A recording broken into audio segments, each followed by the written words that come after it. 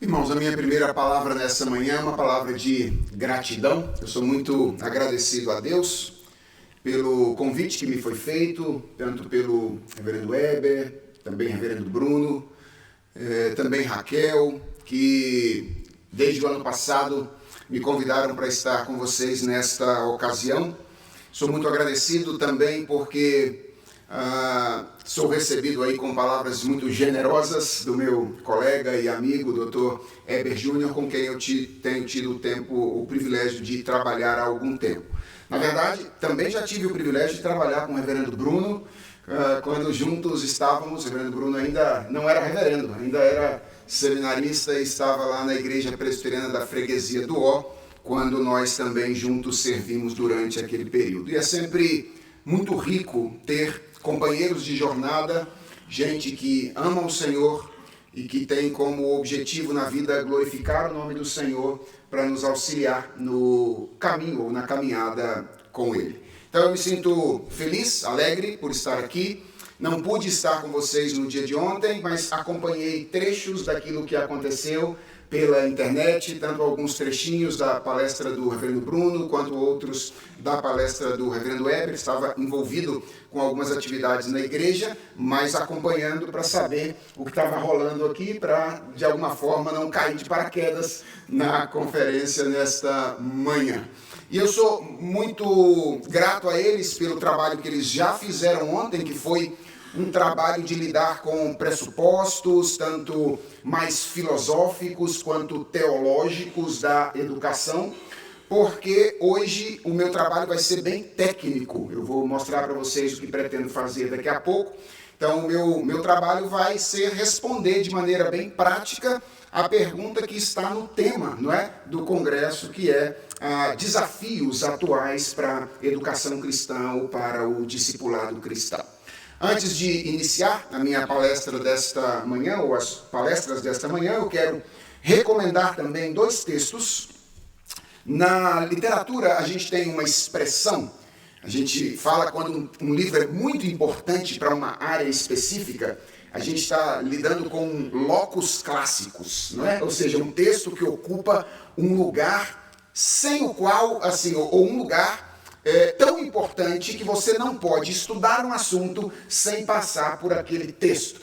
Então, por exemplo, você vai estudar cristianismo e cultura. Não dá para estudar cristianismo e cultura sem passar pelo livro do Niebuhr, Cristo e Cultura, escrito lá na década de 50. Você pode concordar com ele, pode discordar dele, mas vai ter que passar por ele, porque ele é um livro clássico. Este livro aqui, Pastoreando o Coração da Criança, do Ted Tripp, é o locus clássicos de discipulado infantil nos dias atuais. Ou seja, ele é uma espécie de fundamento, é uma espécie de alicerce sobre o qual todo mundo que escreveu posteriormente construiu. Então, assim como o sistema Mackenzie de ensino foi pioneiro no sentido de lançar aí um sistema de ensino à luz de uma visão cristã reformada, esse livro foi pioneiro no sentido de deslocar a ideia de educação, de discipulado, de uma perspectiva mais comportamental para uma perspectiva mais evangélica. Então, se você está começando a sua caminhada pelos caminhos da educação cristã, essa é a porta de entrada. Você precisa ler o livro do Dr. Ted Tripp, Pastoreando o Coração da Criança. Um segundo livro que também está ali, também da editora Fiel, é esse que é irmão gêmeo desse. A diferença entre esses dois livros é que este é um pouco mais amplo, no sentido de que ele lida com o processo educacional de maneira mais abrangente. Esse é mais específico, porque ele lida com um dos aspectos da educação, que é a instrução. Então, lá no meu livro Educação em Casa, na Igreja e na Escola, no capítulo de Educação Familiar, eu defendo que a família cumpre o seu papel na educação através de 3 grandes atividades, que são a instrução, a correção e a supervisão. Então, isso é o que a família faz na educação de filhos, ou é uma síntese, um bom resumo daquilo que a família faz.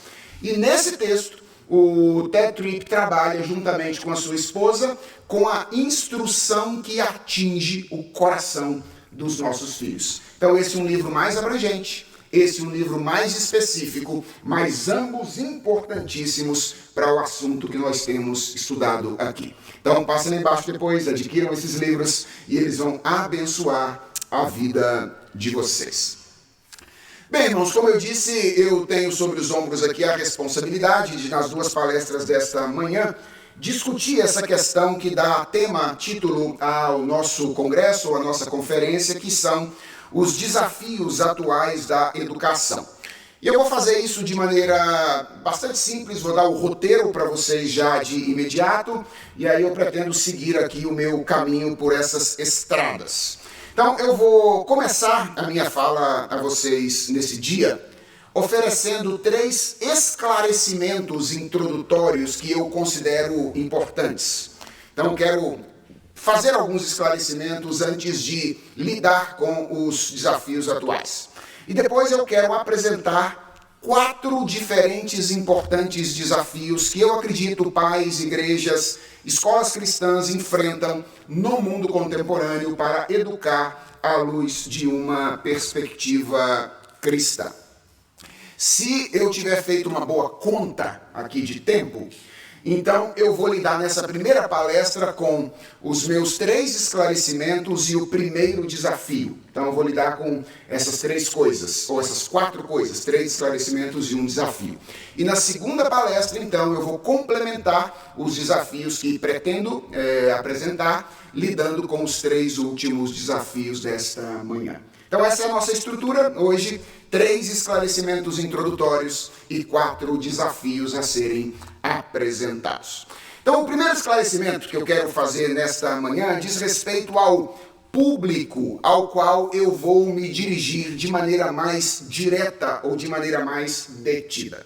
Eu imagino que quando você deu uma olhada lá no título desta conferência e viu lá que ela ia falar sobre desafios atuais, pode ser que você tenha entendido que as palestras que iam ser feitas aqui iam se dirigir muito diretamente a pessoas envolvidas de maneira profissional com a educação. Ou seja, vai ser um congresso que vai falar para profissionais de educação. Quem trabalha em escola sabe que esse título é muito comum naquelas palestras de abertura de ano, antes das aulas, quando a gente vem para receber os alunos, né? E aí tem lá aquela reunião de professores na semana anterior ao início de aulas, e aí isso é muito comum. Nós vamos conversar sobre os desafios atuais da educação.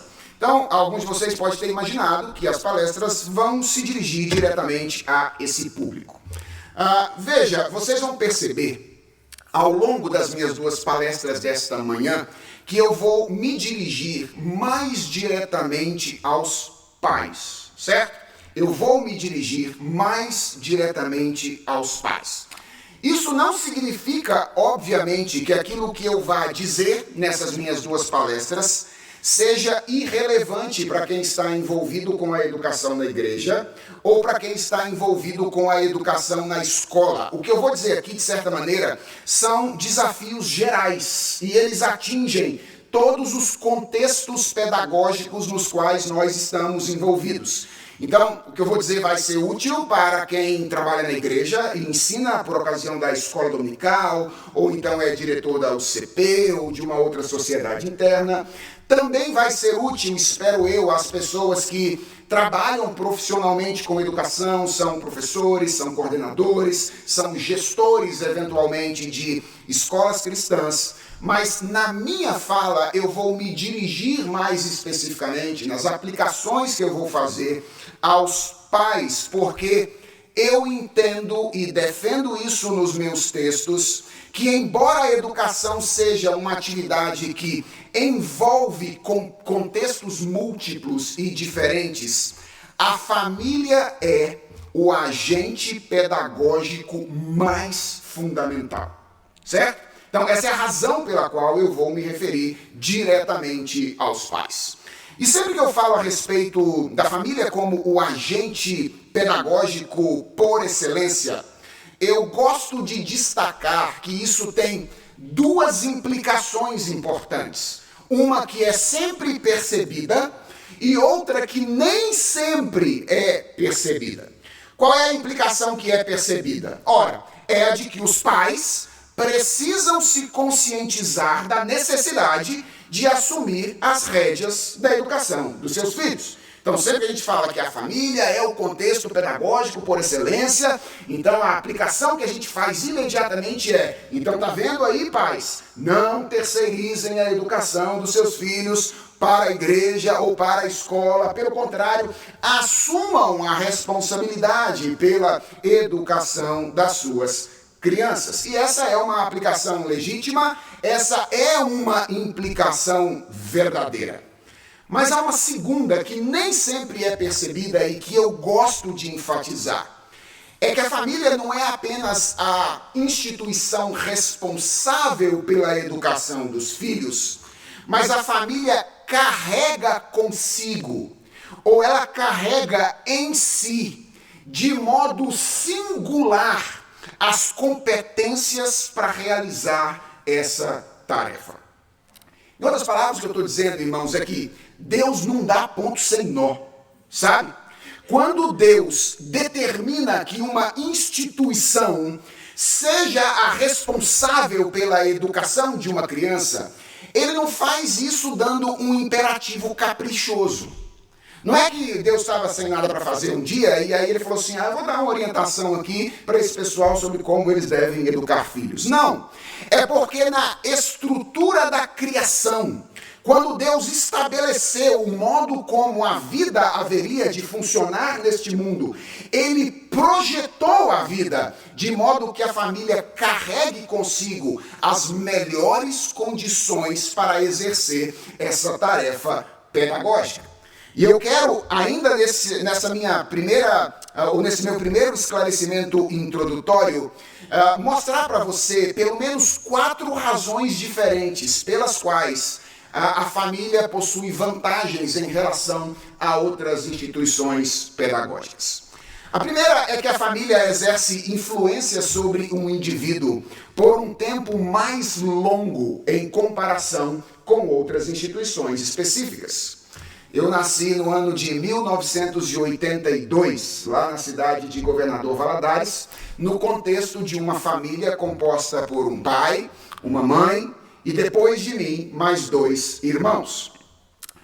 Várias instituições ao longo da minha vida exerceram influência sobre mim. Então eu estudei em várias escolas ao longo da minha infância. Depois, na minha juventude, na minha idade adulta, eu fiz os meus diversos cursos, participei de várias igrejas, e essas instituições foram certamente muito importantes para a minha formação.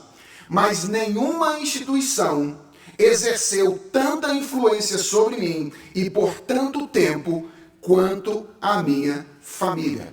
Desde 1982 até 2023, eu continuo convivendo com essas pessoas, eu continuo ouvindo as instruções dessas pessoas, eu continuo brigando com essas pessoas, eu continuo resolvendo problemas com essas pessoas, e através disso tudo, considerando aquilo que o reverendo Bruno disse ontem sobre a natureza informal da educação, educação não é apenas algo que acontece na sala de aula, mas é algo que acontece nas nossas relações entre as pessoas. Deus está formando a minha maneira de enxergar a realidade, o meu caráter, a minha maneira de me comportar no mundo no qual Ele criou. Então, por 40 anos, essa instituição está exercendo influência sobre mim. Outras exerceram, mas não foi por um tempo tão significativo quanto a família o tem feito. A segunda razão é que a família é um ambiente natural de afeto e de confiança, que são 2 condições essenciais para a relação ensino-aprendizagem. Você sabe que nós aprendemos com as pessoas de quem a gente gosta, certo? Olha, se quando eu subi aqui para pegar a palavra, você olhou para minha cara e disse assim, não gostei desse rapaz, possivelmente você não está aprendendo nada. Possivelmente. Por quê? Porque você se fecha para aprender com pessoas por quem você nutre antipatia. É possível aprender com alguém por quem a gente não tem antipatia? É. Mas o esforço que a gente tem que fazer é um esforço gigantesco. O que pavimenta o caminho para instrução, para relação de ensino e aprendizagem, são esses vínculos de afeto e de confiança. Agora, pensem no desafio de professores de igreja e de escola. O professor da igreja encontra um menino 1 hora por semana, e às vezes ele vai, às vezes ele não vai, e ele não tem um menino, nem 2 meninos para dar conta. Às vezes ele tem 10 meninos, 15 meninos, 20 meninos, com quem ele tem que criar vínculos de afeto e confiança que não existem naturalmente. Pense na escola, como isso é ainda mais complicado. Se você tem um professor polivalente que dá aula lá no primeiro ano, segundo ano do ensino fundamental, ele tem todo ano diferente, 30 alunos, 40 alunos, com quem ele tem que criar vínculos de afetividade e de confiança para pavimentar a relação de ensino e aprendizagem. E se você está falando de um professor, então, que não é polivalente, é de uma área específica, que está lá no ensino fundamental 2, ou então no ensino médio, então ele não tem 30 ou 40 alunos por ano, ele tem 300 alunos, ele tem 400 alunos, e minha pergunta é, como esse sujeito dá conta de criar vínculos de afeto e confiança com essa quantidade de gente para ser influente na vida dessas pessoas? É um trabalho hercúleo, é um trabalho absolutamente difícil. Agora, veja, na família isso não é necessário. Por que não é necessário? Porque os vínculos, eles já existem de fábrica, certo? O seu filho, ele não precisa fazer esforço para gostar de você. Nem fazer esforço para confiar em você. É verdade que, a depender do tipo de relação que se estabelece ao longo da história, esses vínculos podem ser quebrados. É verdade. Há situações, por exemplo, em que há relações de abuso em que esses vínculos são quebrados de maneira direta. Mas de maneira natural, ou naturalmente falando, o menino já vem ao mundo amando seu pai. Ele já vem ao mundo gostando da sua mãe. Ele já vem ao mundo confiando, esperando que o seu pai seja o porta-voz de Deus, a sua mãe seja o porta-voz de Deus para dizer a maneira como ele deve encarar a realidade. É por isso que desde muito cedo são aos pais que os filhos dirigem as perguntas. Não é? Por que isso? O que é aquilo outro? E etc. O que seu filho está dizendo quando ele faz uma pergunta dessa para você? Ele está dizendo eu confio em você. Você é o meu porta-voz, ou porta-voz de Deus, para dizer para mim o que as coisas são. E talvez a gente devesse refletir sobre a maneira como respondemos ou não respondemos a essas perguntas ao longo da nossa trajetória com os nossos filhos. Porque é verdade que às vezes nós estamos tão cansados ou estamos tão pensando em coisas que a gente tem que fazer, que a gente responde da maneira mais abrupta, mais direta possível e perde oportunidades belíssimas de ensino e aprendizagem. Quando um menino, por exemplo, olha para uma borboleta, aponta o dedo e diz, o que é isso? Ele não está querendo que você diga para ele só, é uma borboleta. Veja, ele não está querendo a taxonomia do bicho, certo? Ele está maravilhado com a beleza do mundo. E ele está querendo uma explicação sobre de onde é que vem isso. Então ele não está apenas dizendo, querendo uma classificação taxonômica dos insetos, ok? Ele está percebendo que o mundo tem coisa bonita. E ele está dizendo, de onde é que procedem essas coisas que são belas? Então, uma perguntinha de um menino dizendo o que é uma borboleta dá uma grande oportunidade para que os pais falem sobre a beleza que há no mundo, sobre como o ser humano estragou a beleza que há no mundo e sobre como é que o nosso encontro com Jesus Cristo nos ajuda a lidar com a beleza que há no mundo mais uma vez. Então, a família é esse ambiente natural de afeto e de confiança e ela sai na frente de outras instituições. Em terceiro lugar, a família educa na concretude da vida, ao contrário de outras instituições. Olha, se você é professor de igreja ou de escola, você sabe que uma das coisas mais difíceis que nós temos na relação com os nossos alunos é criar oportunidades para que o ensino se torne aplicável. A gente tem que ficar criando situações hipotéticas onde, eventualmente, o menino aplicaria o ensino que nós estamos oferecendo. Então, imagina um professor da igreja ensinando sobre o 6º mandamento. não furtarás. E aí tem que dizer, olha, então, quando você estiver diante de alguma coisa que não é sua, você não pode levar para casa aquilo que não é seu. Veja, a gente está lidando com hipóteses. Na família, a gente lida com o sexto mandamento quando o menino chega em casa com um negócio que não é dele. Certo? Não é com uma hipótese. É com uma situação concreta. O fato já aconteceu. A vida está ali clamando para ser interpretada. Ela não está pedindo para ser reproduzida, certo? Ela está clamando para ser interpretada, avaliada de alguma forma pedindo uma interpretação sobre qual é a melhor maneira de reagir em uma determinada situação. Então, a família, ela educa no meio de tudo acontecendo. E isso também a coloca em vantagem em relação a outras instituições. E a quarta e última vantagem da família em relação a outras instituições é que a família exige o aprendizado, de um modo que outras instituições não são capazes de fazer. Por quê?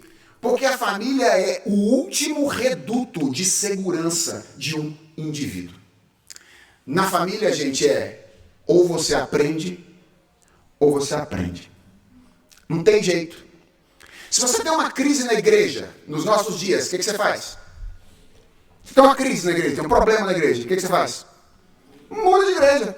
Vai embora para outra, esteja em outro lugar. Você tem uma crise na escola, problema de relacionamento, o que você faz?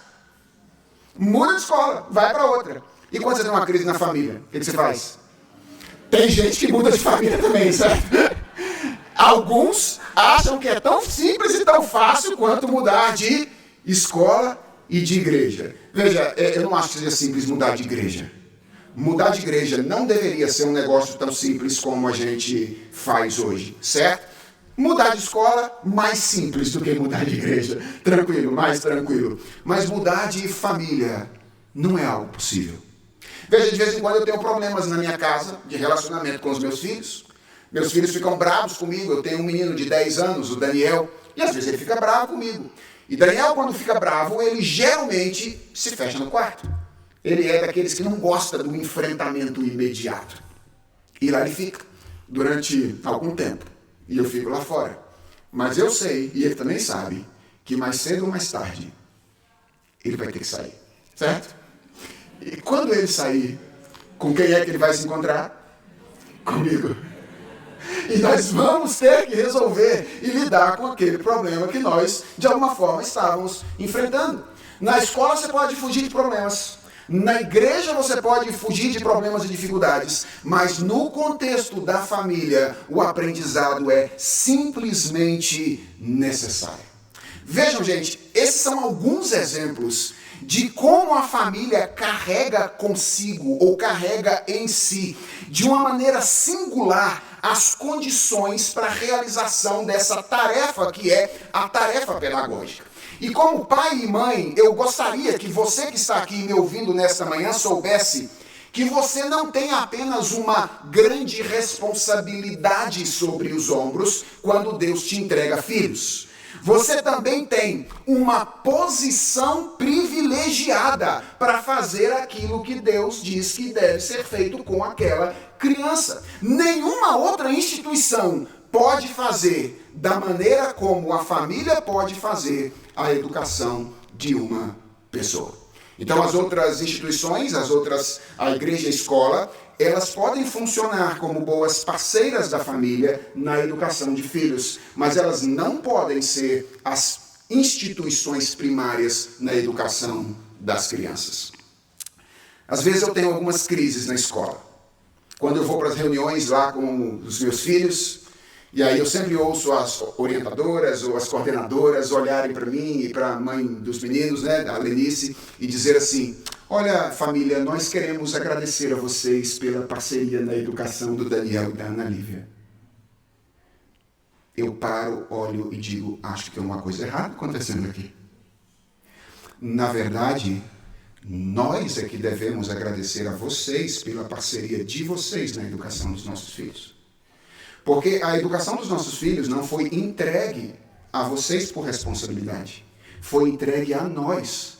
E nós confiamos a vocês uma parte específica desse processo, que é o ensino daquilo que eu chamo de conteúdo enciclopédico. Ou seja, as coisas que são necessárias conhecer e aprender para viver neste mundo ou nesse contexto no qual nós estamos inseridos em disciplinas específicas e particulares como física, química, biologia, língua portuguesa, matemática e etc. Atenção, eu não estou com isso querendo dissociar o ensino da religião com o ensino das disciplinas escolares. O reverendo Bruno mostrou como é que essas coisas estão relacionadas de maneira clara na palestra de ontem. O que eu estou dizendo é que o trabalho ou a confiança ou serviço que os pais atribuem ou confiam a escolas diz mais especificamente ao ensino desses conteúdos particulares, que também precisam ser ministrados à luz de uma perspectiva cristã, certo? Então, esse é o primeiro esclarecimento que eu quero fazer. Eu vou mencionar de maneira geral alguns desafios, mas eu vou me referir ou me dirigir diretamente aos pais, porque eu quero que os pais tenham clareza quanto à responsabilidade que tem sobre os ombros e quanto ao lugar de destaque que eles possuem na tarefa de educação das crianças. O segundo esclarecimento que eu quero fazer nessa primeira palestra diz respeito à posição da qual eu trato a respeito deste assunto. E, irmãos, eu quero dizer, já de começo, que eu não falo desse assunto da posição de alguém que o domina, no sentido de conhecer todas as perguntas e de conhecer todas as respostas, e muito menos eu trato desse assunto no sentido de como um especialista, no sentido de ter controle sobre todas as circunstâncias. Olha, quando você olhar para mim falando sobre essas coisas hoje de manhã, olhe para alguém que, como você, está criando filhos, no meu caso já há pouco mais de 13 anos, e que está percebendo os desafios do mundo no qual nós estamos inseridos, e que responde a esses desafios com a mesma ambiguidade como você responde. As minhas respostas são tão ambíguas quanto as suas respostas. Às vezes, eu fico impressionado com as minhas reações diante dos desafios contemporâneos. Eu olho para mim mesmo e falo, cara, você está aprendendo alguma coisa. Parabéns, você está aprendendo alguma coisa. É quando a graça de Deus atua sobre mim. Outras vezes, eu fico mais impressionado ainda com as minhas respostas. E eu olho para mim e falo, cara, parece que você não aprendeu nada. Parece que você não aprendeu nada.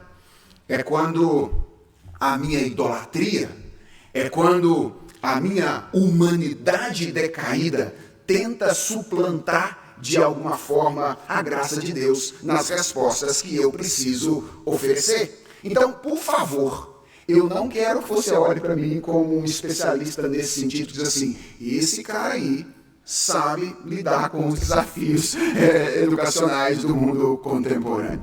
E eu estou dizendo isso com dois objetivos. Primeiro, para moderar as expectativas e dizer que essa palestra não será a solução de todos os seus problemas, certo? Se você veio aqui e falou assim, agora eu vou lá, quero ouvir o Reverendo Felipe, porque ele vai resolver todos os meus problemas de como educar filhos no mundo contemporâneo.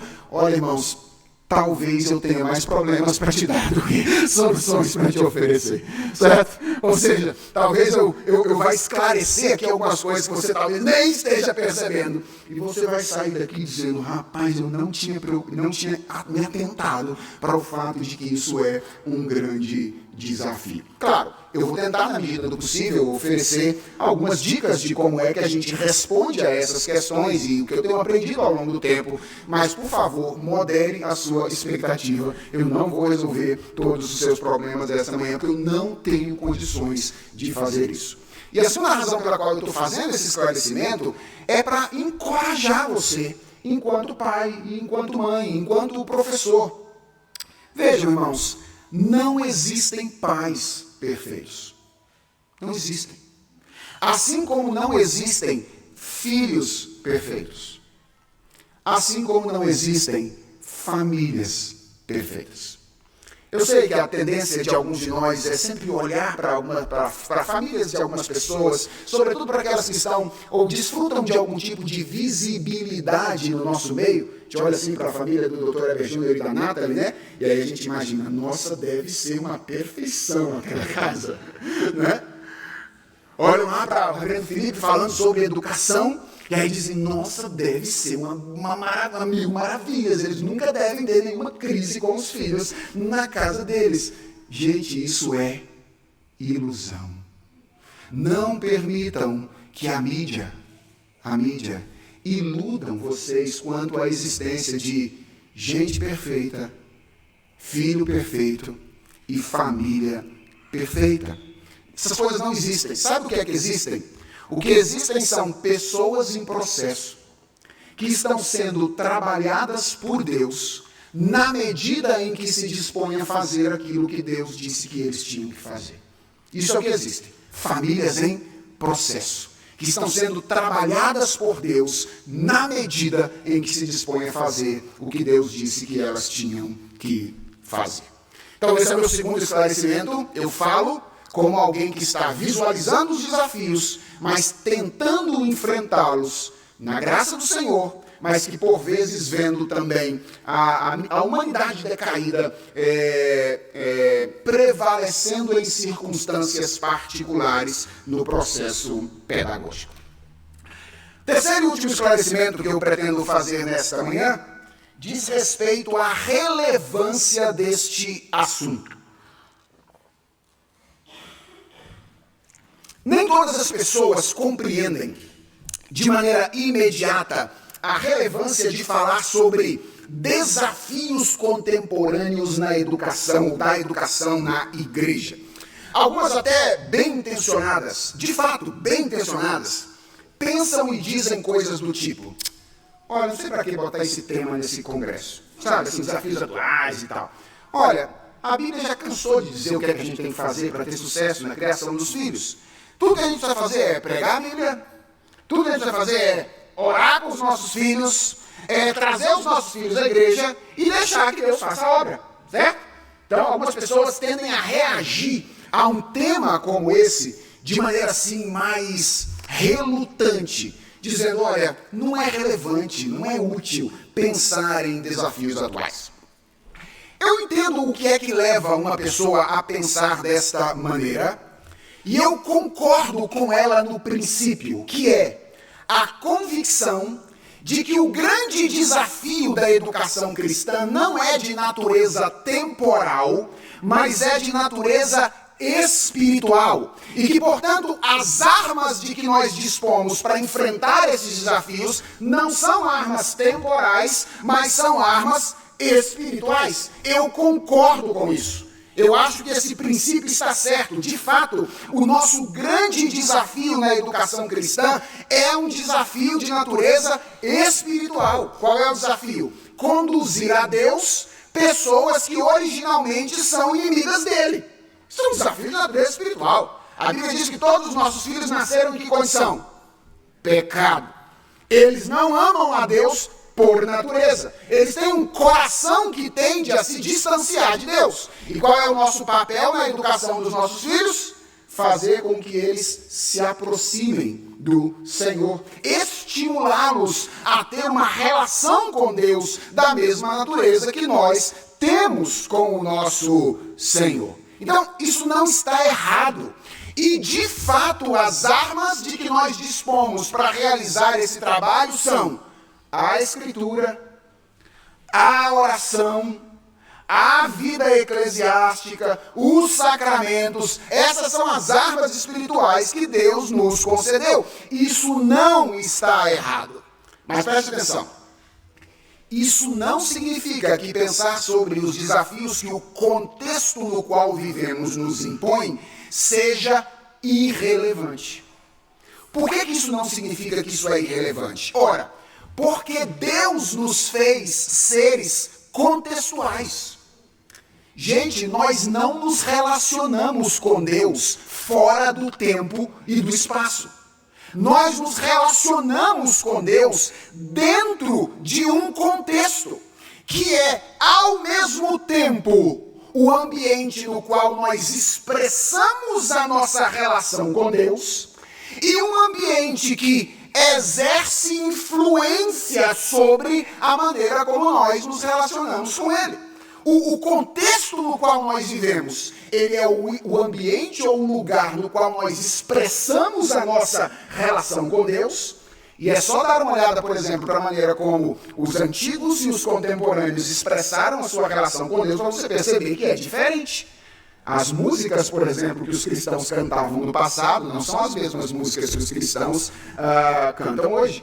A maneira como os cristãos se organizavam eclesiasticamente, né, na estrutura institucional da igreja no passado, não é idêntica exatamente a maneira como os cristãos se organizam hoje. Por quê? Porque são contextos diferentes, onde nós expressamos de maneira diferente a nossa relação com Deus. Mas tem um segundo elemento aí que é importante. Esse ambiente não é apenas um ambiente de expressão. Ele é um ambiente que exerce influência sobre nós e sobre a nossa relação com Ele, com Deus. Então, a educação, isso que eu quero que você guarde aqui como princípio. A educação cristã, ela não acontece no vácuo, certo? Ela acontece em um contexto que tem pelo menos duas características importantes, seja qual for o contexto, certo? O mundo antigo, o mundo medieval, o mundo moderno, o mundo contemporâneo, não interessa. Tem sempre duas características. A primeira é que o contexto é sempre complexo. O contexto é sempre complexo. Gente, o que eu estou chamando de contexto aqui não é apenas o lugar onde nós vivemos, fisicamente falando. O que eu estou chamando de contexto aqui é a nossa história, a história pela qual nós passamos. São os nossos modelos de organização social. Mais do que isso, as formas de comunicação que nós utilizamos. A legislação que regula o mundo no qual nós vivemos. Os valores que as pessoas costumam compartilhar no mundo no qual nós estamos inseridos. Isso é contexto. E nós educamos os nossos filhos no meio disso tudo acontecendo. E é absolutamente natural que nós encontremos desafios nesse ambiente por causa da própria complexidade do contexto. Eu acho que às vezes a gente tem uma visão muito simplista da vida, sabe? Quando a gente diz assim, é só pregar a Bíblia, ir lá na igreja, etc., orar para ele, acabou, Deus vai fazer a obra. Isso é uma visão muito simplista da vida. Porque o contexto é um ambiente complexo. E atenção, segunda característica, o contexto é religiosamente orientado. À luz da Bíblia, o contexto não é apenas um ambiente que é determinado historicamente, socialmente, culturalmente ou moralmente. O contexto é um ambiente religiosamente dirigido. E o que é que a Bíblia diz sobre a tendência dos contextos depois do ambiente ou do evento da queda? O que é que a Bíblia diz? Que a tendência nossa é construir contextos antagônicos à vontade de Deus. A Bíblia diz que o mundo jaz aonde? No maligno.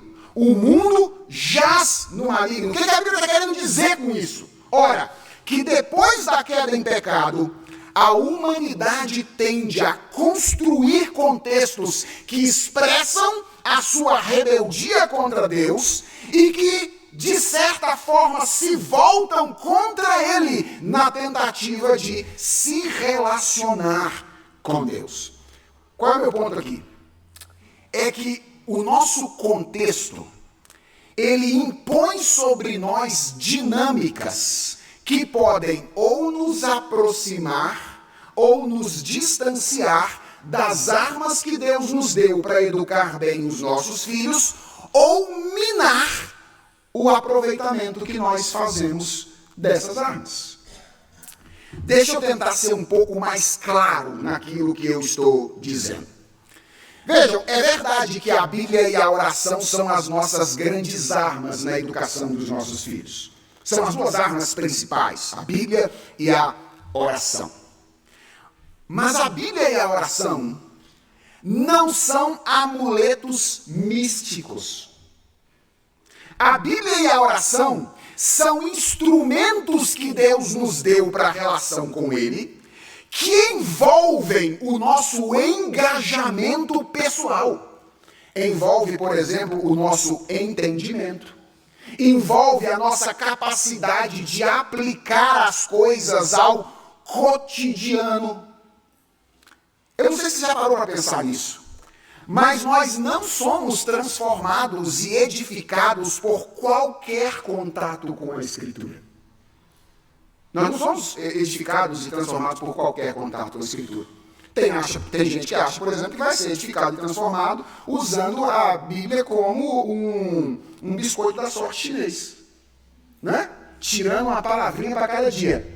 Aí acorda de manhã e fala, deixa eu ver aqui qual é a palavrinha para o dia de hoje. Aí abre lá, bota a mão no versículo, lê um texto e fala, ó, transformação e edificação. Olha, não é assim que a Bíblia nos edifica. Ela nos edifica na medida que nós nos relacionamos com ela, com as capacidades que Deus nos deu para entender aquilo que ela é, um livro, e aplicá-la à realidade na qual nós vivemos. Então, nós somos transformados e edificados pelo contato com a Bíblia que promove entendimento e aplicação. Da mesma maneira, nós não somos transformados e edificados por qualquer tipo de oração, certo? Nós somos transformados e edificados quando oramos como Deus nos ensina na Escritura Sagrada. E o que é que isso significa na prática? Ora, que não basta ensinar a Bíblia. É preciso ensiná-la do jeito certo. É preciso ensiná-la de um modo acessível ao entendimento daqueles a quem nós ensinamos. É preciso ensiná-la aplicada às circunstâncias do cotidiano dessas pessoas. E isso tem a ver com as dinâmicas contextuais. Por exemplo, as nossas dinâmicas contextuais contemporâneas contribuem para que os nossos filhos nos ouçam quando nós falamos com eles. As nossas dinâmicas contemporâneas contribuem para que pais e filhos falem a mesma língua quando a gente nos comunica. Essa não é uma questão sem importância. Esta é uma questão relevante. A mesma coisa pode ser dita a respeito da oração. Nós precisamos orar com os nossos filhos, nós precisamos orar pelos nossos filhos. Mas deixa eu te fazer uma pergunta. As dinâmicas contextuais da vida contemporânea, elas estimulam a vida de oração? Em que sentido a dinâmica ou as dinâmicas contextuais do mundo contemporâneo afetam a nossa capacidade de orar? A gente vai fazer essas perguntas. Por quê? Porque elas mostram que refletir sobre os desafios contextuais não é algo irrelevante. Então, vejam, nós não podemos, enquanto educadores cristãos, enquanto pais cristãos, cair no equívoco de imaginar que os desafios contextuais são tudo o que nós temos na educação. Então, se a gente vencer esses desafios, então nós vamos obter sucesso na educação dos nossos filhos. A gente pode ser expert em compreender e tentar enfrentar os desafios atuais se nós não veicularmos a palavra de Deus. Se o Espírito Santo não atingir o coração dos nossos filhos, todo o nosso trabalho será inútil e vão. Porque o que transforma de fato é a Escritura, é a ação do Espírito Santo. Então nós devemos evitar esse extremo de imaginar que se os desafios contemporâneos forem superados, então tudo está no seu lugar, certo? Certo? Devemos evitar esse extremo.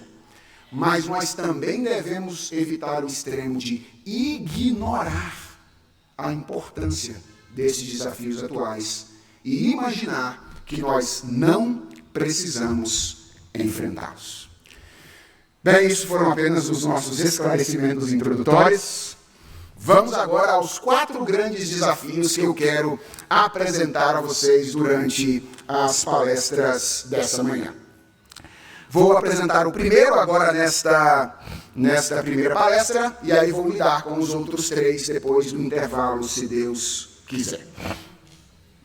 Bem, esse primeiro desafio primeiro desafio atual que eu vou compartilhar com vocês é aquele que eu tenho chamado de o desafio dos P's, da letra P, certo? O desafio dos P's. E o P aqui me conduz a 2 palavras. São elas: paciência e perseverança. Certo? O desafio dos P's. Esse é o primeiro dos grandes desafios que pais, educadores cristãos, na igreja, professores enfrentam nos nossos dias. Gente, a grande maioria dos educadores contemporâneos tem certo pavor daquilo que eu vou dizer agora, certo? Mas como nosso compromisso não é com a pedagogia contemporânea, é com a escritura, eu vou dizer assim mesmo, apesar de alguns educadores contemporâneos ficarem eventualmente bravos comigo. O que eu quero dizer? É que a educação, ela pode ser concebida de maneira adequada como um processo de assimilação e cultivo de hábitos.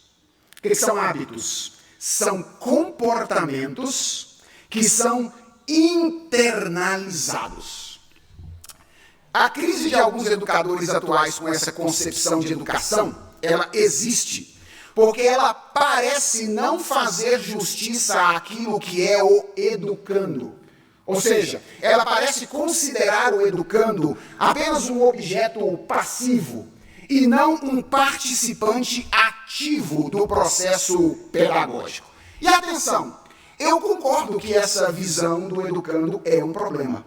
Eu não acho que o educando seja um mero objeto passivo do processo de ensino e aprendizagem. Não é pelas mesmas razões que os pedagogos contemporâneos acham isso, que eu acho. Eu acho que isso não é assim, porque isso não faz justiça à doutrina da Imago Dei. Nós somos imagem de Deus. E como imagem de Deus que nós somos seres criativos. Ou seja, nós participamos desse processo ativamente. Então, eu concordo que essa visão a respeito do educando é um problema. E eu também concordo que cair nessa visão é um risco de quem concebe a educação em termos do processo de assimilação e cultivo de hábitos. Mas eu não acredito que isso seja necessário, nem que isso jogue por terra o modo de conceber a educação. O que eu quero dizer é o seguinte: é claro que esse processo ele pode ser mais ou menos intencional. É claro que esse processo pode ser mais ou menos reflexivo. É claro que esse processo pode ser mais ou menos participativo. Mas quando a gente está educando alguém, no final das contas, o que a gente quer é ajudá-lo a cultivar e a adquirir determinados hábitos que ele não tinha antes. E eu quero que você preste atenção a 2 palavras que eu tenho utilizado aqui, porque elas são importantes. A primeira palavra também começa com a letra P. É a palavra processo. E a segunda palavra é a palavra cultivo. Veja, a educação é um processo por meio do qual nós convidamos alguém, ajudamos alguém a cultivar determinados hábitos. Por que essas palavras são importantes? Ora, porque elas indicam que hábitos não são assimilados imediatamente. Hábitos são cultivados através de um processo que requer tempo e esforço. Existem diferentes maneiras de se enxergar este processo de construção de hábitos. Mas uma dessas maneiras propõe que hábitos são assimilados através de um processo que se constitui de 5 etapas. Como é que você faz para ajudar alguém a adquirir, por exemplo, um determinado hábito? Suponhamos que você tenha um filho de 3 anos de idade e você quer ajudá-lo a adquirir o hábito de escovar os dentes todas as manhãs, que é um bom hábito saudável para cuidar do corpo que Deus nos concedeu. Qual é o primeiro passo para ajudar esse menino nisso? É o passo da instrução. Você tem que chamar ele de lado e falar assim, ó, meu filho, vem aqui, eu vou te ensinar um negócio que é muito importante para você. Deus te deu um corpo, você tem que cuidar desse corpo, através do qual você serve a Deus. E uma das coisas que a gente faz, nós homens contemporâneos fazemos, quando a gente cuida do nosso corpo, é escovar os nossos dentes. Tá vendo isso aqui, meu filho? Isso aqui é uma escova. Tá vendo isso aqui, ó? Esse negócio que chama pasta. Tá vendo? Prova um pouquinho, ela tem um gosto de morango. Aí você, tá vendo? O que você vai fazer? Você vai pegar isso aqui, você vai colocar isso nesse negócio aqui, e você vai passar no seu dente. Certo? Isso é o processo da instrução. É o primeiro movimento. Aí basta, assim, você fez isso, aí agora o menino aprendeu e vai escovar o dente todo dia. Certo? Claro que não. Agora você vai exemplificar como é que ele faz isso.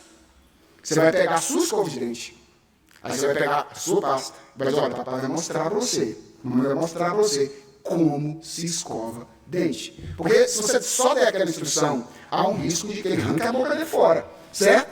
Ele tem que ter noção de quais são os movimentos que ele tem que fazer, qual é a força que ele tem que usar. E isso você faz por meio da demonstração. Você tem que exemplificar isso. E aí você bota a pasta na escova, e aí você diz, ó, papai está escovando o dente, tá vendo? Você tem que limpar aqui na frente, tem que limpar atrás, abre para limpar no fundo, e vai exemplificando isso. Depois que você fez isso, você diz, agora nós vamos fazer isso juntos, certo? É o terceiro passo, que é o passo da execução.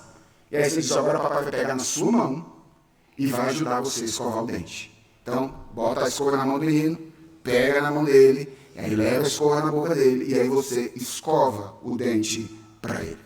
E aí depois que você fez isso junto, aí significa que amanhã o menino já vai acordar e vai querer escovar o dente, certo?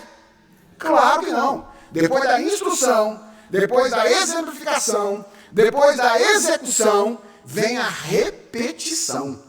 E aí agora você tem que ajudar esse menino para que ele faça isso. 1 semana, 2 semanas, 3 semanas, 4 semanas. Esse prazo de tempo varia entre os estudiosos de educação. 4 semanas, até que ele começa a criar esse hábito de escovar o dente. E aí acabou a sua atividade? Não. Depois da instrução, da exemplificação, da execução, da repetição, vem a supervisão. Todo dia de manhã você tem que acordar e falar, já escovou o dente? Já fez aquilo que eu ensinei? Porque é lembrando ele de que ele tem que adquirir e criar esse hábito. Veja, esse é um processo mecânico que eu estou descrevendo aqui. É claro que seres humanos não são meras máquinas, né? Seres humanos, eles nos surpreendem frequentemente nos processos que nós estabelecemos, mas em geral é possível perceber um tempo, uma maneira como os nossos filhos aos poucos vão criando esses hábitos. Veja, o meu assunto hoje não é propriamente os hábitos. Meu assunto é paciência e perseverança. Por que eu estou usando o exemplo dos hábitos aqui? Para dizer e mostrar para vocês que educação não é uma atividade cujos resultados são alcançados do dia para a noite. Às vezes eu fico impressionado com os pais na minha igreja. Eles olham para mim e falam, pastor, eu falo com os meus filhos e eles nunca aprendem. Eu falo, tem quanto tempo você está falando mais ou menos? Já tem umas 2 semanas que eu estou falando com ele isso. Eu falei, vamos pensar um pouquinho na sua relação com Deus. Há quanto tempo Deus está falando algumas coisas para você? Quanto tempo Deus está falando algumas coisas? Você já aprendeu? Já aprendeu? Então você está apressado. Imaginando que o processo pedagógico é algo que você vai fazer hoje para colher amanhã. Irmãos, não é assim. Educação é algo que nós realizamos para o futuro. E posso dizer uma coisa para vocês, em grande parte, educação é um ato de fé. Sabe por quê? Porque você não vai enxergar muitas das coisas que você gostaria de enxergar e pelas quais você trabalhou. Existem algumas coisas que só vão desabrochar e aflorar na vida dos seus filhos quando você não mais estiver aqui. Nós não educamos para amanhã, nós educamos para o futuro. E, consequentemente, isso significa que a educação exige virtudes tais como paciência e perseverança. E vamos ser honestos? Isso é tudo o que o nosso contexto não nos ensina a ter. O contexto no qual nós vivemos não nos estimula naturalmente a desenvolver paciência e perseverança. Pensem, por exemplo, nas pessoas que viveram em sociedades pré-industriais, certo? Pessoas que viveram antes da invenção da luz elétrica, antes de uma divisão social do trabalho absolutamente complexa. Se alguém que vivia lá na sociedade pré-industrial precisava realizar uma atividade para a qual a luminosidade era imprescindível, e ele estava chegando ali por volta das 6 horas da tarde, mais ou menos, o que ele tinha que fazer? O que ele tinha que fazer? Esperar.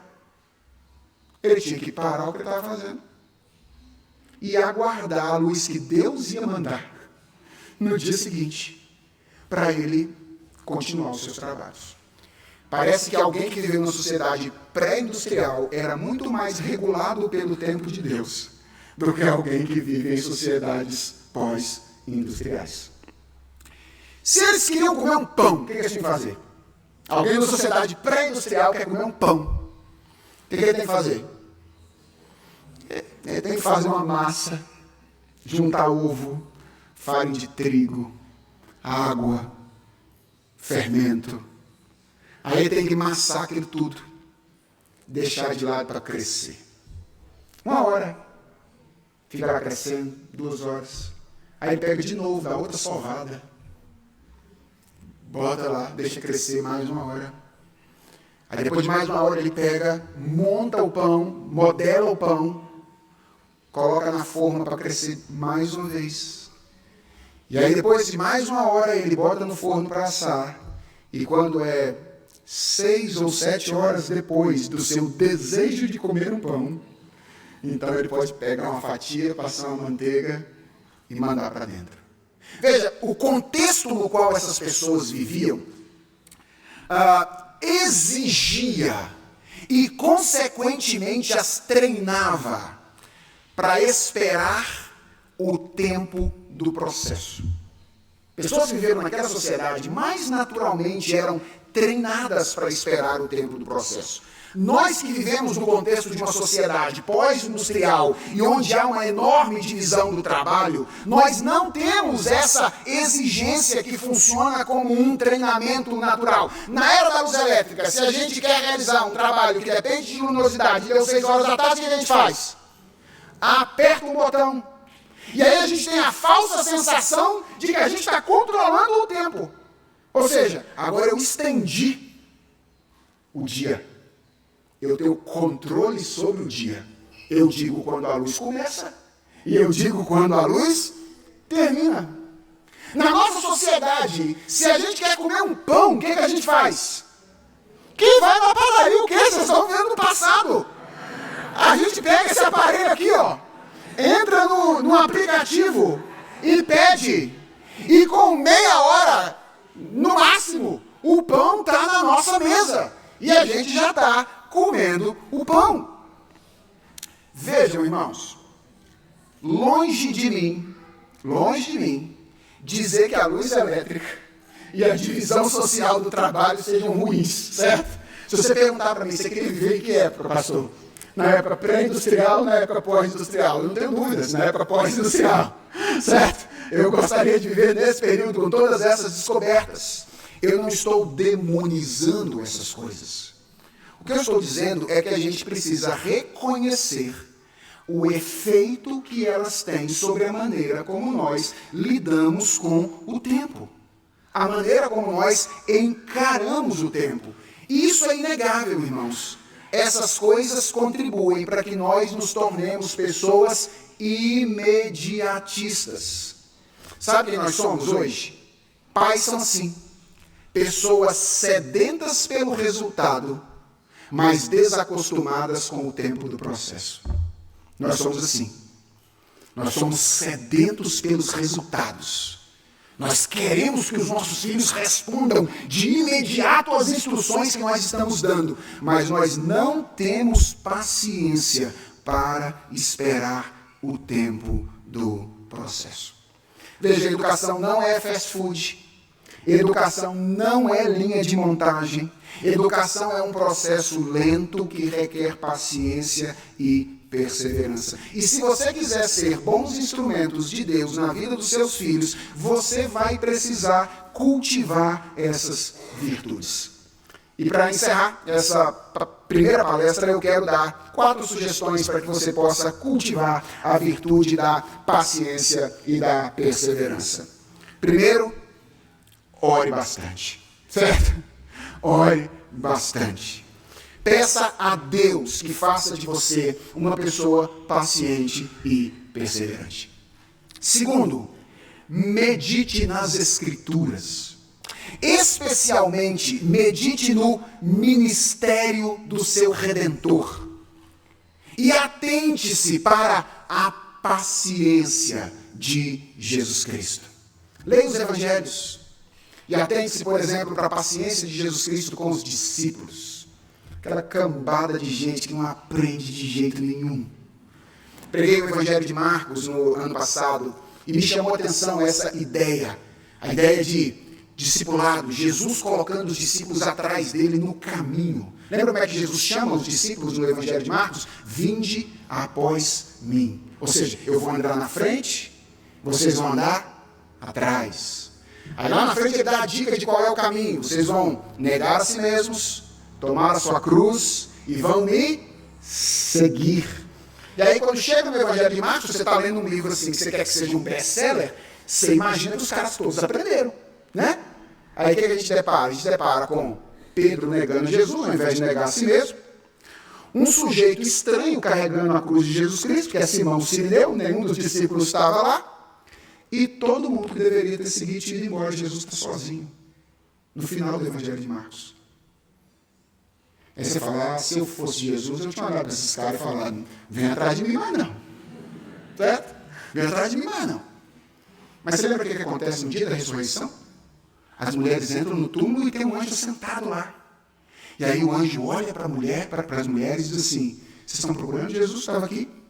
Ele já ressuscitou. Vai falar para os 12 e para Pedro. Eu acho interessante essa expressão, né?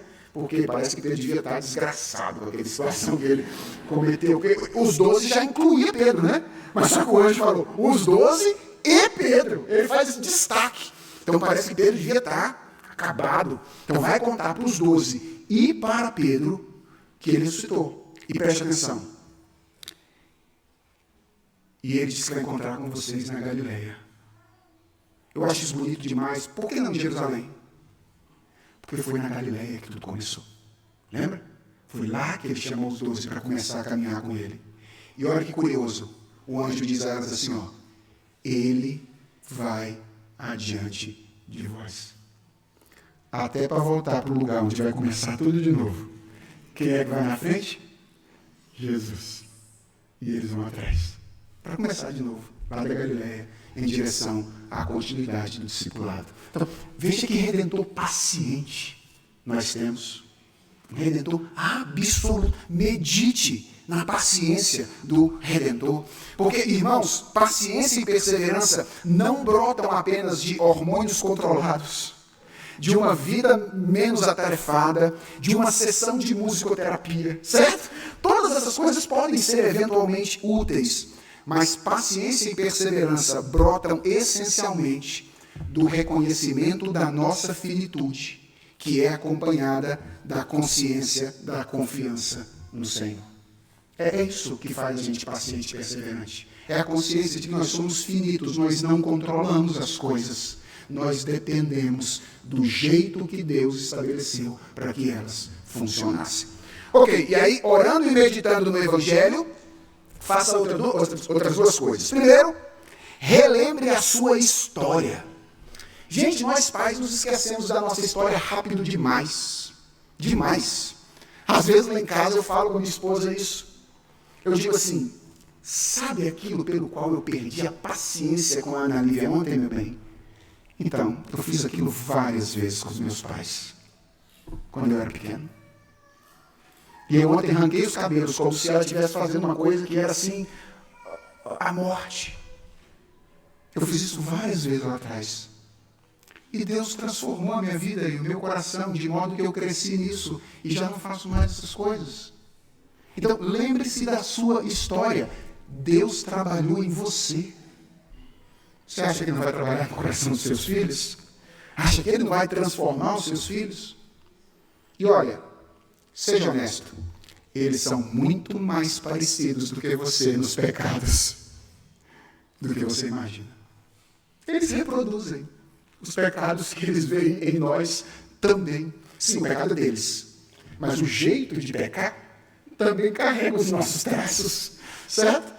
E Deus está trabalhando em nós, Ele vai trabalhar neles também. Então, relembre a sua história. E por último, vá ao médico. Pode ir, vá ao médico. Vá ao médico. Procure cultivar uma vida mais saudável. Alimentação saudável, exercício físico, tudo isso ajuda para que o seu corpo esteja bom, para momentos em que a sua alma, que está unida ao seu corpo, é requerida para agir de maneira paciente e perseverante. Ah, sim, se possível, engaje em atividades análogas, ou seja, atividades em que resultados dependem de processos. Se você tem uma casa, planta uma parreira e cultiva uva. Sabe? Cultiva uva. Porque tem um tempo de nascer, tem um tempo de podar. Se você não tiver uma condição de plantar uma parreira, arruma uma boa plantinha, pode ser um bonsai, para botar no seu apartamento. Sabe? Pequenininho. Mas tem que se envolver com atividades análogas à educação, que ajude você, de certa forma, a respeitar os tempos dos processos, para entender que é assim, na vida é assim, na educação também funciona assim.